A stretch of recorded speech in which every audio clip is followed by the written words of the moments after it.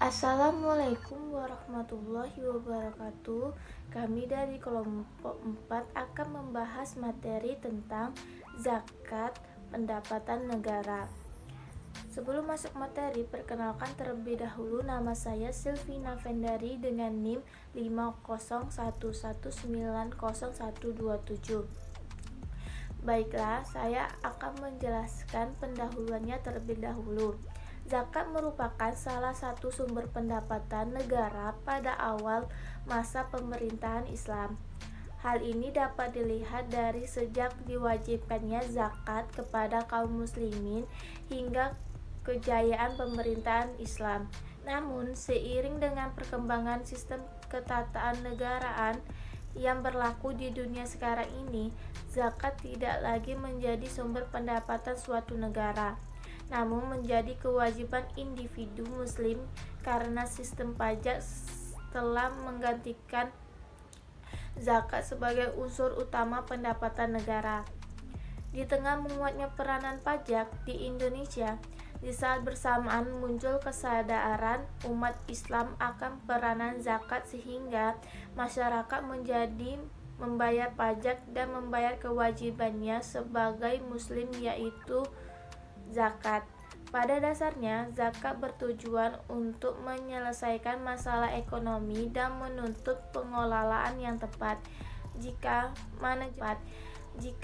manajemennya buruk, maka akan menimbulkan efek kontraproduktif dalam pembangunan nasional. Sekian dari saya. Materi selanjutnya akan dijelaskan oleh Saudari Desi Laurantini. Terima kasih. Assalamualaikum warahmatullahi wabarakatuh. Perkenalkan, nama saya Desi Laurantini dengan NIM 501190129. Baiklah, di sini saya akan menjelaskan mengenai zakat.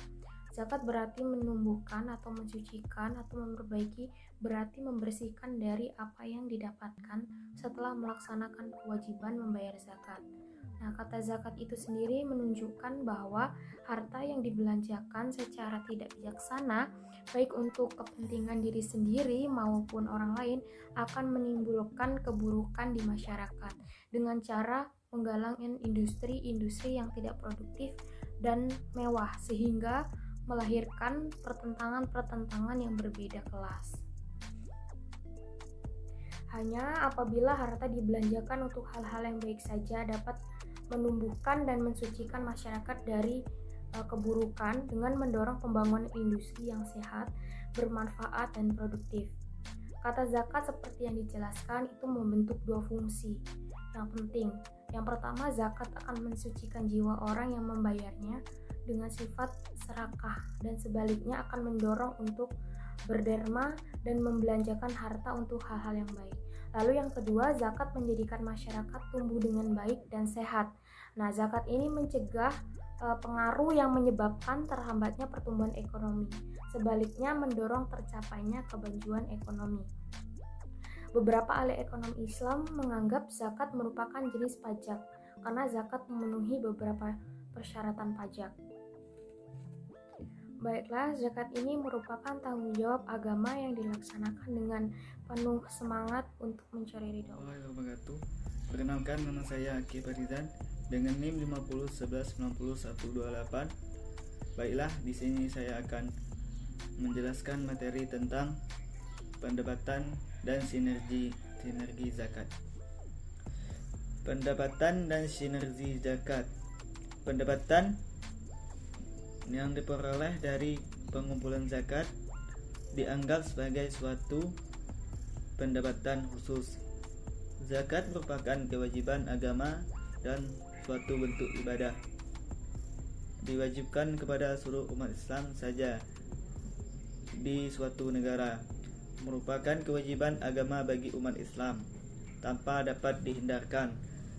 Sumber dan besarnya zakat ditentukan berdasarkan kitab suci Al-Quran dan Sunnah, serta tidak boleh diubah oleh seseorang maupun pemerintah. Zakat diperoleh dari orang berharta dan dan diterimakan kepada fakir miskin. Dan zakat tidak seperti pajak yang dikenakan terhadap uang saja, tetapi juga terhadap barang-barang komersial seperti hasil pertanian, ternak, barang-barang tambang, termasuk emas dan perak, ornamen-ornamen dan lain-lain. Dan pada dasarnya zakat dikenakan untuk mencegah ketidakwajaran dan ketidakseimbangan distribusi kekayaan dan mencegah penumpukan harta di tangan segelintir orang saja. Assalamualaikum warahmatullahi wabarakatuh. Nama saya Jody Andrian, NIM 50 11 90 130. Saya di sini akan menjelaskan tentang zakat.